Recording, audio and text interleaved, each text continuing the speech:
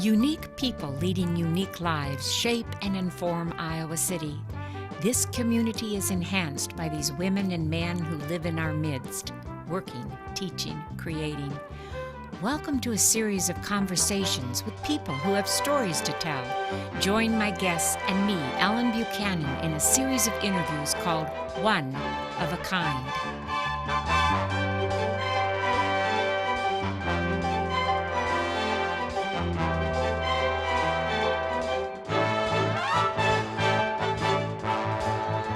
Steve McGuire is the well-known and well-loved University of Iowa professor.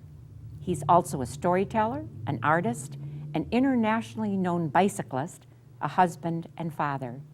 Steve holds a bachelor's degree in art from Northwest Missouri State, a master's in sculpture, and a PhD in art education from the University of Iowa. He holds a joint appointment in the School of Art and Art History and the Art Education Department.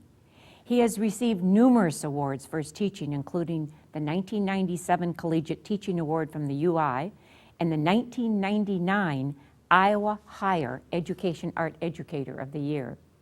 In 2003, he was awarded the Michael J. Brody Award for Faculty Excellence in Service to the University and the state of Iowa.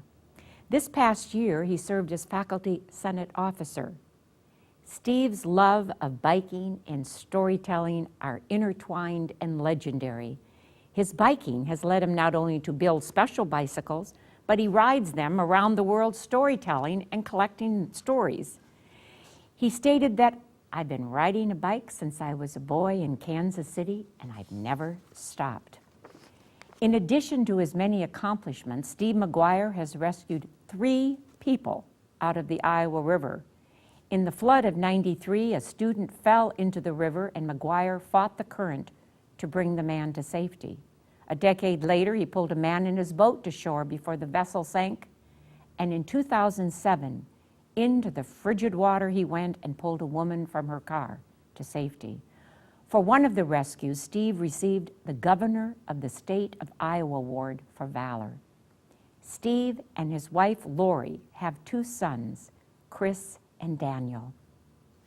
Welcome to One of a Kind. Welcome. Thank you very much, Ellen. I've been really looking forward to this. Your story, like we talked before, began in Lawrence, Kansas, where you were born in 1958, and then you moved to Kansas City.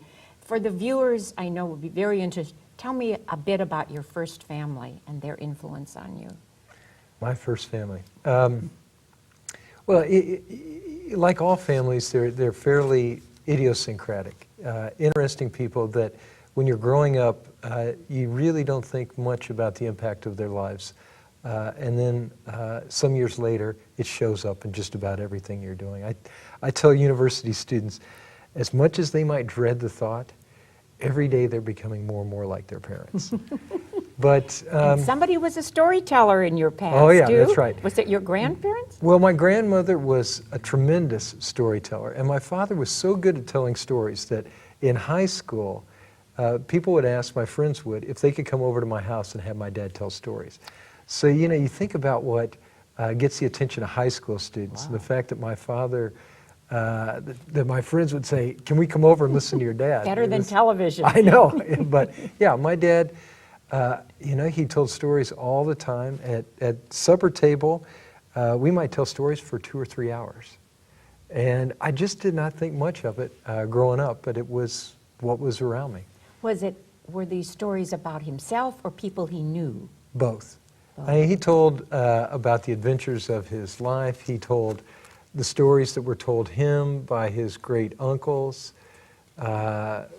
Stories that were almost always autobiographical, but then, the stories of the people that surrounded his growing up in history. Did he grow up in Kansas City? He grew up near the Missouri, Kansas, Oklahoma, Arkansas border. He grew up, for the most part, in Parsons, Kansas, and near Oswego. What did he do for a living?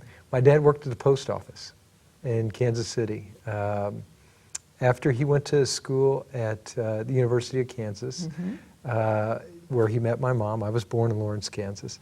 They came to Kansas City, and Actually, it's interesting you asked that, now that I'm thinking about it.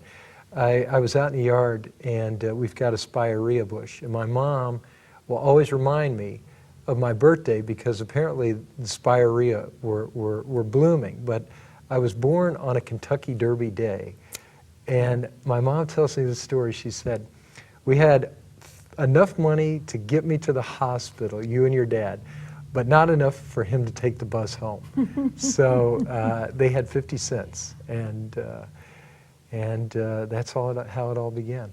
And your parents didn't have a car, so this provoked you to get on a bicycle, and you biked to school, quite a distance. Yeah, we lived in the inner city of Kansas City for some years, and before my 8th grade year, we moved out south, and I decided, I don't know what came on me. I thought, you know what? I could just ride my bike to school. So what if it's 20-some miles? And I decided to turn it into an adventure, and I got out a city map, and I found a route, and I rode my bike to school. And rain or shine? No, I only did it a few times. Oh, only a few times. Only a few times, but you know, I really like the adventure of going on a bicycle through different neighborhoods. Yeah. Well, when you moved to Iowa City after you got your first degree, Right. you took this up again. You lived in Kelowna. Now, how That's many right. miles is from Kelowna to Iowa City? Yeah, see, About? we lived in rural Kelowna for 12 and a half years, and I commuted rain or shine every day from rural Kelowna to the university. And it was 15 and a half miles from our house to my office at North Hall.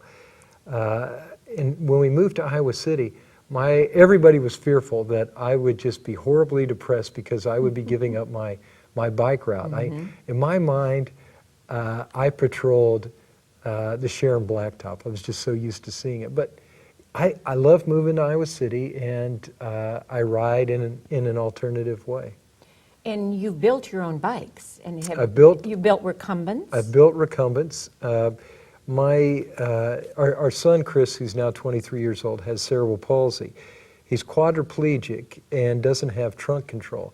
So beginning in '99, I built the first of several recumbent tandem trikes.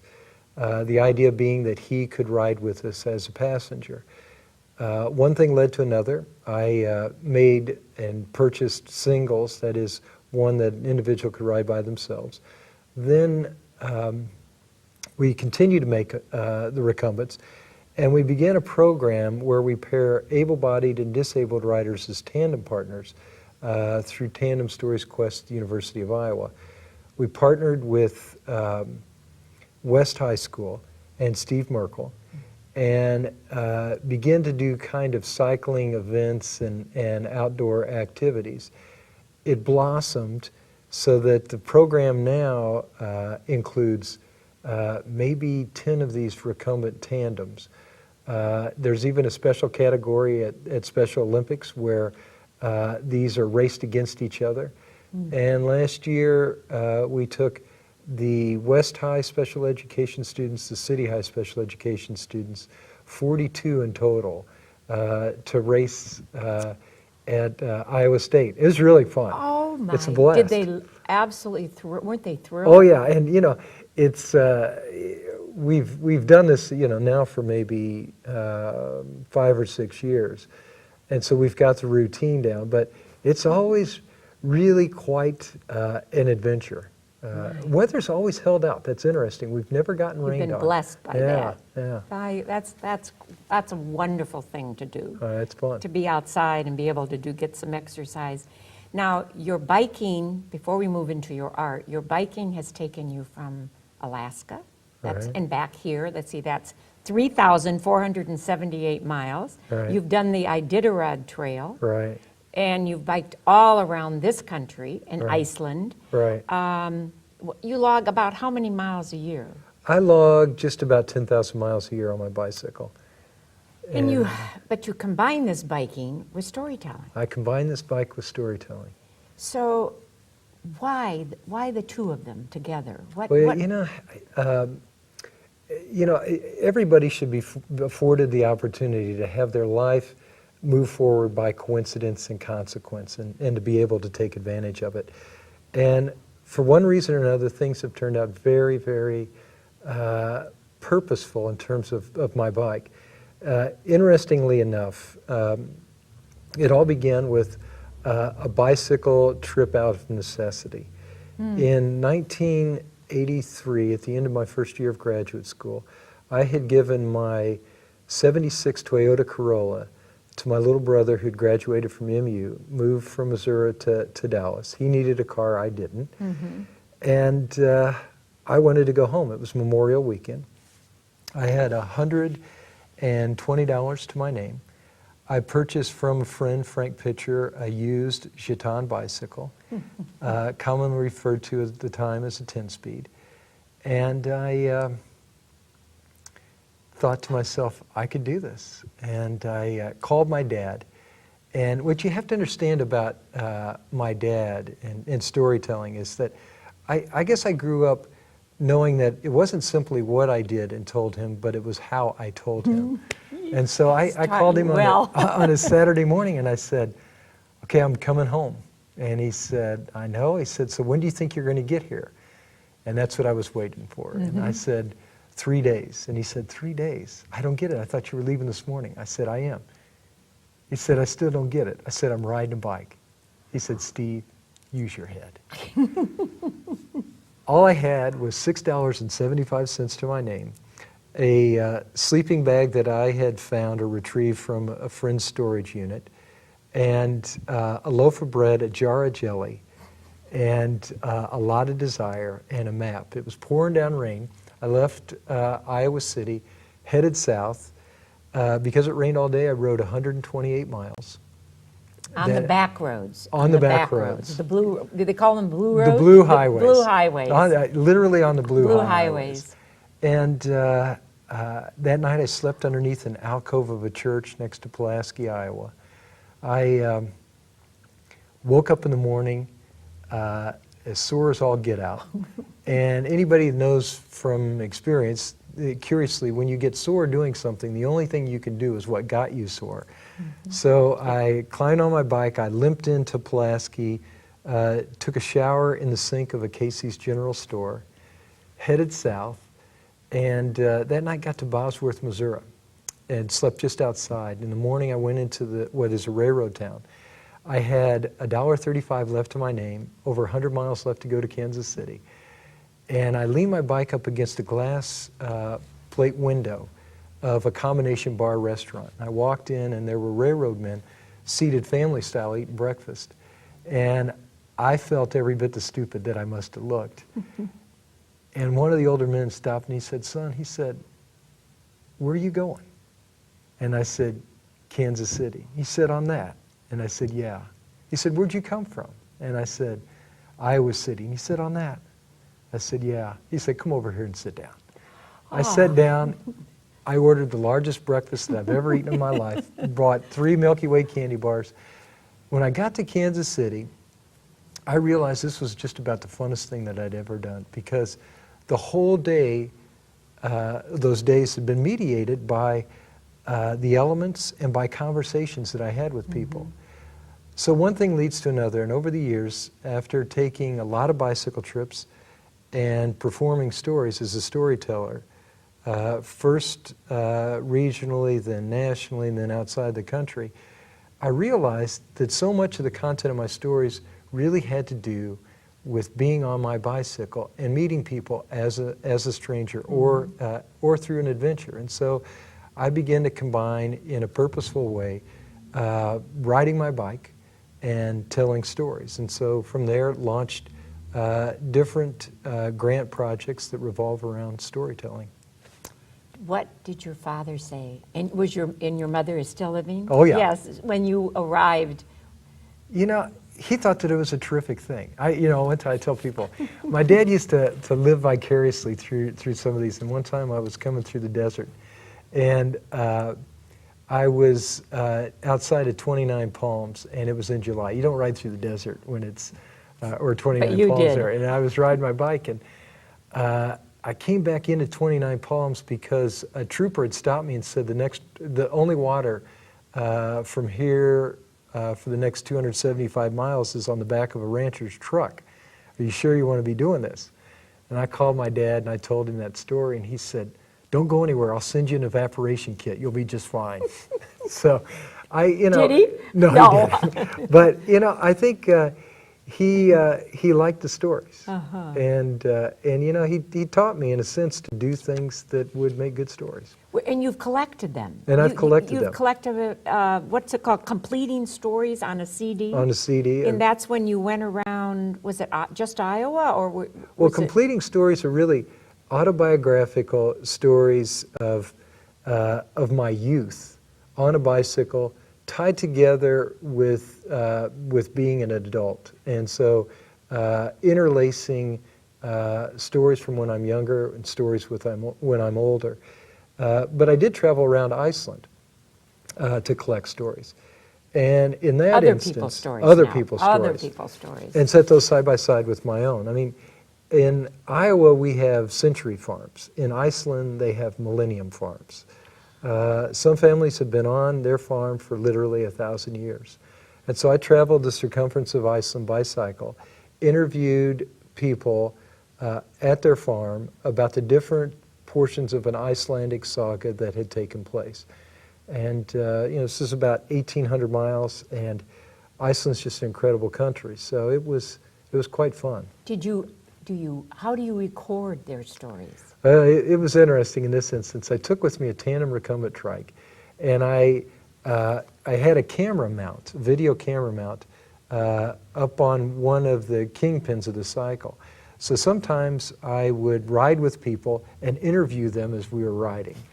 And then other times I would simply use that video camera, another video camera, have them seated on the cycle, photograph them, videotape them, and then just mic them and have them tell their story.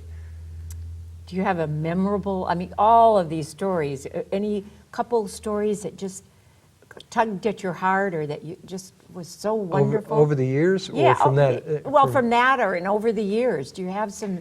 Well, it's interesting. The other day I was talking to some students at the university, and somehow we end up in a conversation about bicycles. Mm-hmm. And I related to them that, we're all being bombarded with the idea that we should be fearful, that the boogeyman is out there to get us. Mm-hmm. And in fact, that's not the case. Usually when you're on a bicycle and you're out there, all you meet are people who really want to participate and be helpful. So I've been at, for instance, one time I was coming into Stadford, Texas, just outside of Dalhart, Texas, in the Panhandle, and I had actually that day was pretty incredible. I had a tailwind, and the elevation from Tucumcari, New Mexico to Liberal, Kansas apparently drops a foot a mile.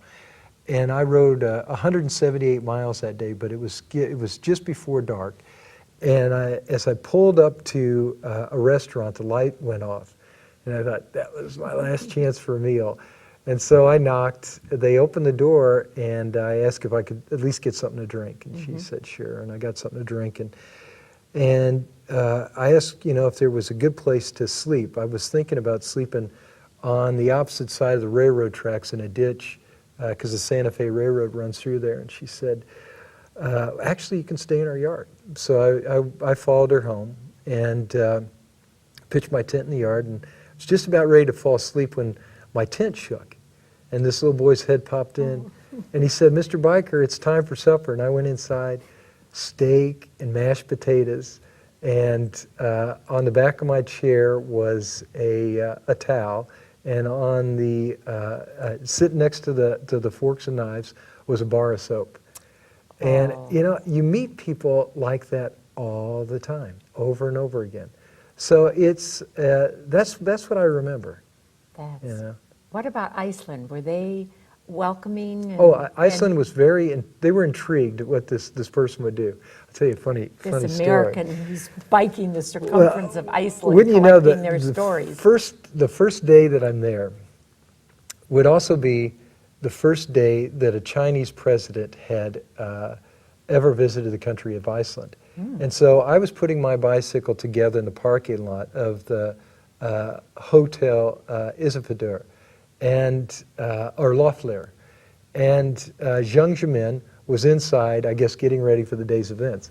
And so as I put my cycle together outside, I had both Icelandic and Chinese security detail questioning me, trying to figure out exactly what I was putting together. But I'll tell you a great Icelandic story. Oh, I'd love it. This is fun. I'm riding, and it begins to rain, and as it happens, there is a farmhouse that is up the road. And, farms are scattered pretty far. I mean, in Iceland, about 90% of the population lives in Reykjavik, and outside of there, everything is rural. So I thought, well, I'll see if I can pitch my tent. And I made my way up from the coast, up steep hill to the farm. And I saw a farmer, and I said, sir, I'm riding my cycle. Do you think I could pitch a tent here for the night? And he had a terrific wit about him. He said, well, I don't think so. He said, I'll tell you what, though. He said, you can stay here if you sleep downstairs and you eat supper with us and then ride horses at midnight. And I said, okay. Well, as it turned out, it was the Icelandic Independence Day. And is that a tradition to ride horses at midnight? Well, for this family it was. And so ate supper and sat around the table until 2 o'clock in the morning listening to Icelandic stories. But at midnight, we literally went out on Icelandic horses and we rode on those volcanic beaches because it's still it's still light outside. And listened to the 82-year-old patriarch of the family tell all these stories. I mean, he had seen it all. So it was fun. That must have been so thrilling. Sounds like a movie, Steve. It's fun. Like a movie. Yeah. Yeah. Well, and now you've involved your students too. I mean, yeah. I know you're a professor, so Right. I mean, you've involved your students in this too. So they have to be interested in stories. These are art students. Right. And they have to be able to bike. So what are you doing in art, biking around with these students? Yeah, the same kind of thing. I had a grant from the National Endowment for the Arts in 2000 to commemorate or do something for the Millennium Legacy. And we did a portrait of the American Discovery Trails that goes through Iowa. So I took with me graduate students, and we left Council Bluffs, rode across all the way down to Bettendorf, and interviewed people in the communities that surrounded the trails about how the community came together to create their portion of the trail, and so created this portrait. So it's interesting taking students on such a trip. I mean, did they really get into it? They really did. It was amazing. And people get to know each other in a way that they wouldn't otherwise. And then I really believe that if people go out and ride their bicycle for 5 or 6 days and carry their things with them, meet people, they will forever be changed. But how it relates to art? Well, art making is really about configuring personal meaning. That is, transforming ideas over into materials. And at the end of the day, an artist's work is surrounded by a life lived, and a life lived is composed by story. So that storytelling is the quintessential quality that bridges the gap between us and other people, between the different times of our lives. So storytelling is part of what we do to make sense of the world. And the students I have in my storytelling class at the university, really walk away with the idea, or at least the question of how to think of their lives in terms of a story.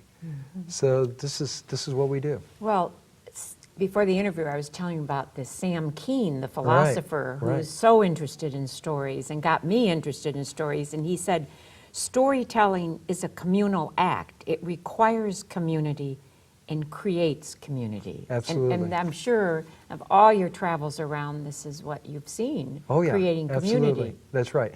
And you know, it's interesting how that happens. Storytelling really requires a commitment to change. And when a person is committed to change, they're actually committed to building a community. It's interesting how these things happen. So when you're telling a story and you're in pursuit of the meaning, what something meant that happened, really you're preparing yourself for the possibility that you run into something that you didn't believe or understand before. And when you articulate that in a story, you've actually committed yourself to thinking differently about things.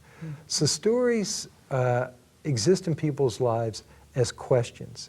And questions typically bridge people and purposes. So they actually, if somebody tells you a story, you don't leave it at that. You ask yourself if you've heard anything like that before or done anything similar. And all of a sudden from that one shared anecdote or story, you begin to bridge a purpose between you and that other person.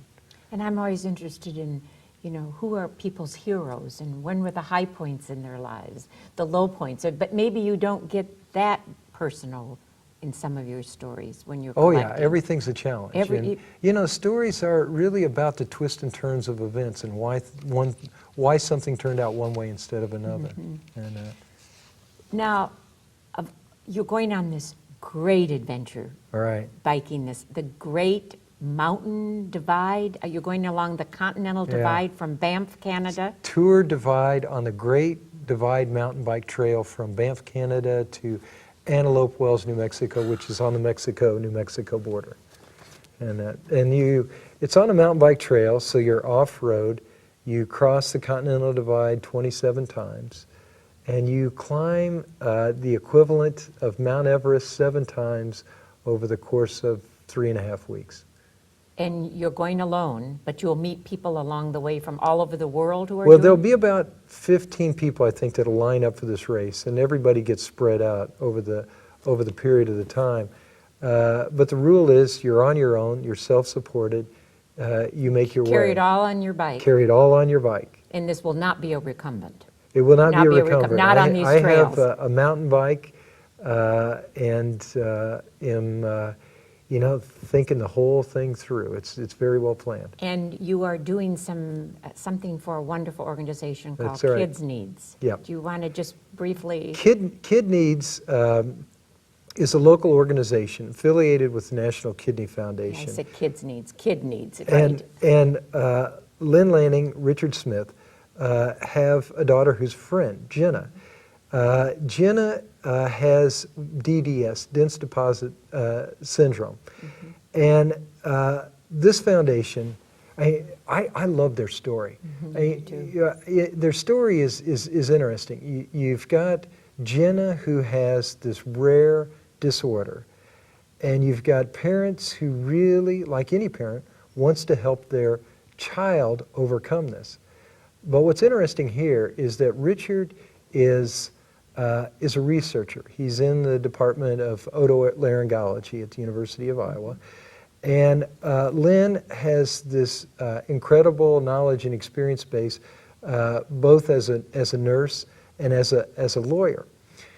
But Richard has these 2 research lives, one in otolaryngology and the other in this very rare disease. So the story that's interesting here is a family's commitment to changing the life of their daughter and having the wherewithal to do the medical research around this. So we're hoping that we can raise money using this event that I'm using actually as a storytelling project to raise funds so that they can continue this research that's going on now internationally. So people who are working on a genetic cure for this, and they're very close to making this happen. I mean, who doesn't like a story in which a family finds the cure for their child? I know it. It's It's thrilling. just It's absolutely you talk thrilling. about people that work hard. I know they do. Amazing. I know it. And this, for people who don't know, this bike ride is how many miles? 2,711 miles. 2,711 miles. I won't ask you how you're training for it, because you're biking all the time, Right, training right. for this. Yeah. My, that's something. And you'll come back with stories and I'll come back impart with that to stories. your students. Do you love teaching? I love teaching. What do you like best about teaching? I like, you know, you asked me that question at different times, and I think what I like best about it is that I'm being changed all the time as I'm doing the work. You know, it sounds cliche, but you really like to be involved with people in helping them grow, or being part of that, or being a witness to it. And the older I get, the more that I realize that I'm being changed even as I'm making that contribution. But this is actually, this whole event is also part of a storytelling project. I'm slated to go to Penn State, Florida State, the University of Illinois, to perform a story and record that story for CD of stories based on this project. So it's actually called The Poetics of Endurance. And I'm going to discover in my legs, through the Rocky Mountains, what the poetics of endurance is.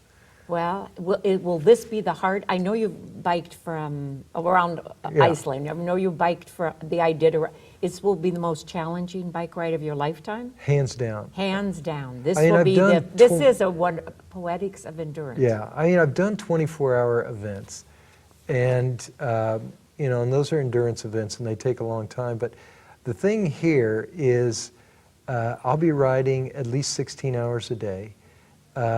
The grades are incredibly steep. You're in the mountains. You cross back and forth across the Continental Divide.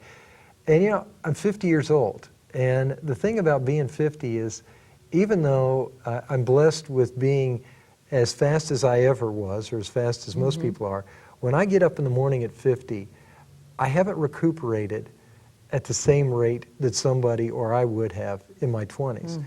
So the thing here is the recuperation. That's the challenge. And it'll be interesting. And so I've really had to do my training as much about recuperation as anything. Well, we'll all collectively send you really, really good energy across the miles. And tailwind. Yeah, may the wind be at your back. That's right, yeah, and no rain. No rain, oh yes, beautiful and weather. Keep the bears in the bushes. Exactly, Okay. exactly.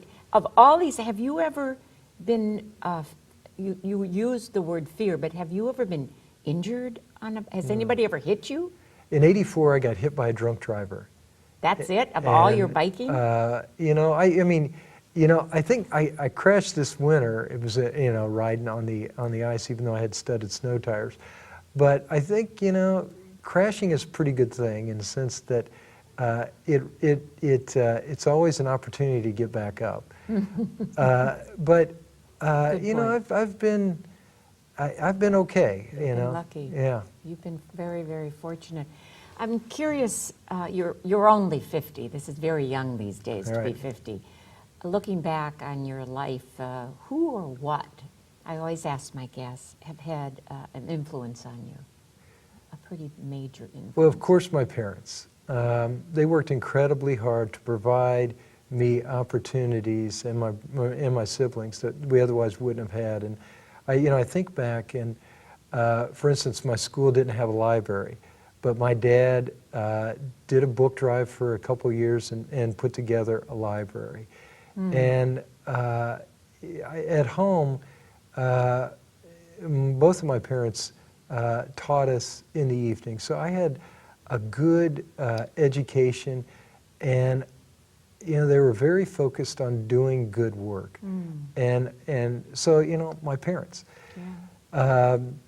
But I also believe that there are adults as you grow up, and even as you're, you know, 50 years old, that you see and you say to yourself, if only I could be as good as those persons. And I don't know if people know Elmer Eugene Hemingway. No. From Iowa City area. But Elmer, I met some years ago in early bird swim at the rec center. I'd injured my knee. This would have been, about 86. So you're recuperating I in was the water. recuperating in the water, and I got to know these three older men, George Riebel from Riebel Grocery. I don't know if you know that, No, years ago in Iowa City. Bob Davis and Elmer Hemingway. Now, Elmer, interestingly enough, is related to the Hemingway. He shares a maternal grandmother, Milhouse, with Richard Milhouse Nixon, a French Quaker, but Great one of the stories. and one of the eminently most sensible, thoughtful people that you will ever meet. And I saw the kinds of things that he did, and I just really grew to say to myself, if only I could do that. We used to have a saying in my family, and I don't know if Elmer ever knew this. My wife would say, "So what would Elmer do?" But that's it. What would speaking of your wife, she's a teacher. She teaches at Southeast Junior High. And I can't believe I read someplace in my research that you think you're a homebody. I really am. Would she say that you're a homebody? Would Lori? She would think that. The hardest thing about this trip is going to be being homesick. I really just, I miss home all the time. I know it doesn't seem like I'm a homebody, but you are. Then, but I'm a homebody. In your heart. Oh yeah, absolutely. Of all the things you've done, the accomplishments, is there one or two that mean the most to you? That's very special to your heart, or do you just take them as they come? I think I take them as they come, but you asked me that question at any particular time, it would be one thing and another. I think, accomplishments that matter. I guess first and foremost that your children are doing well. Tell me about the two of them. What are they about? Well, my son is about ready to graduate the University of Iowa, Daniel, and become an art teacher. Who would have thought? And Apple doesn't fall very far from the tree. And then Chris has cerebral palsy. His health is tremendous. He lives with us at home, and that is a terrific thing. There are always challenges involved, but then at the same time, that's what it's all about. And in terms of accomplishments, I think right now the thing I'm attentive to, maybe it's the end of the school year, is that I really like having been part of the university and helping the university grow.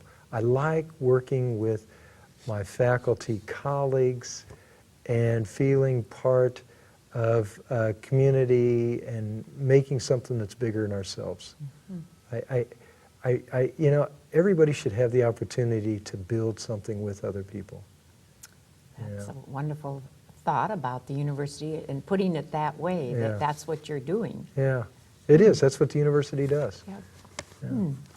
I can't leave the interview without talking a bit about your rescues. We'll just briefly mention these, but like I said in the introduction, there have been 3 times in the past, 15 years that you hopped into that Iowa River, but the coldest was this last year, was it December? December 14th. December 14th.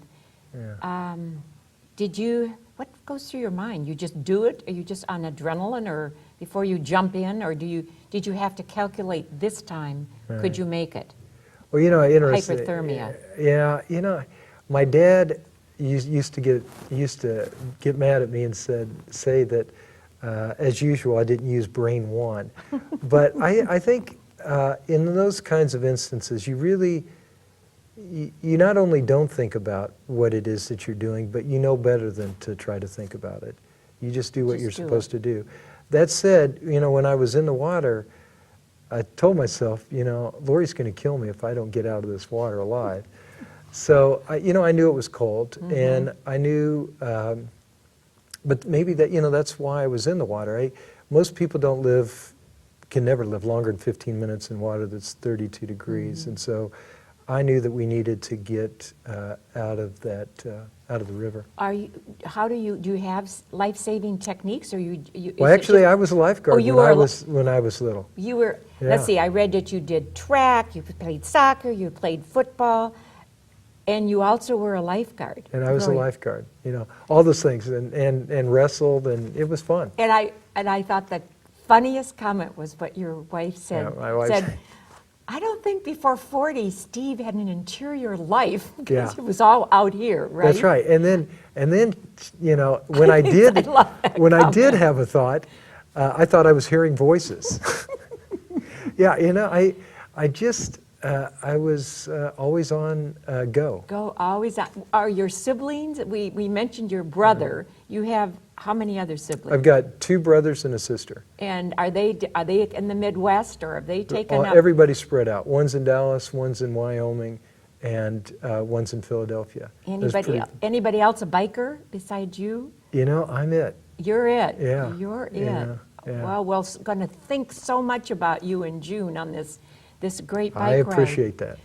My last question is, what do you like best about living in Iowa City? What is the best part for you right now in your life at 50?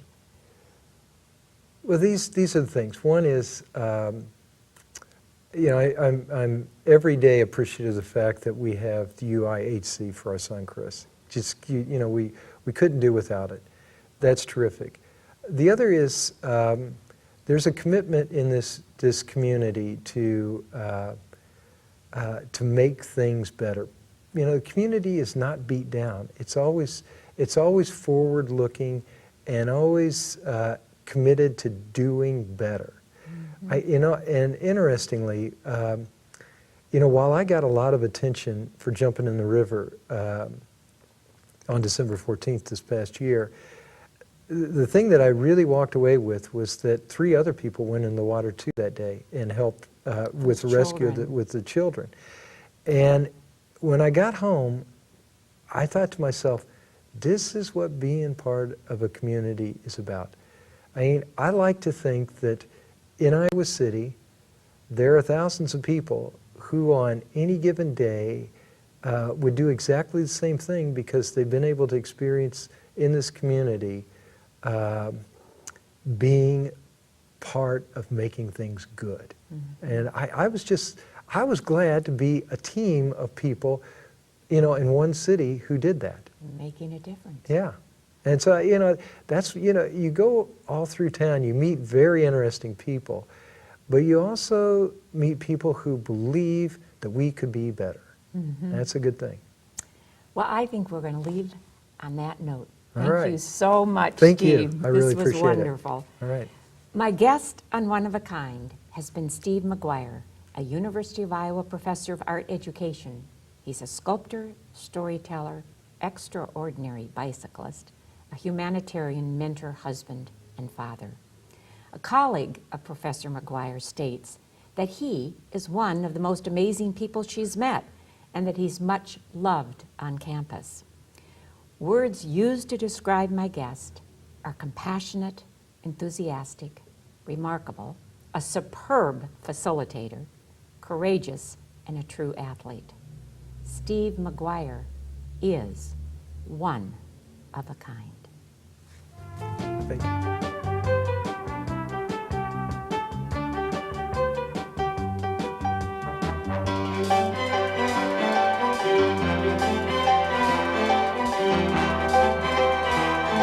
Thank you.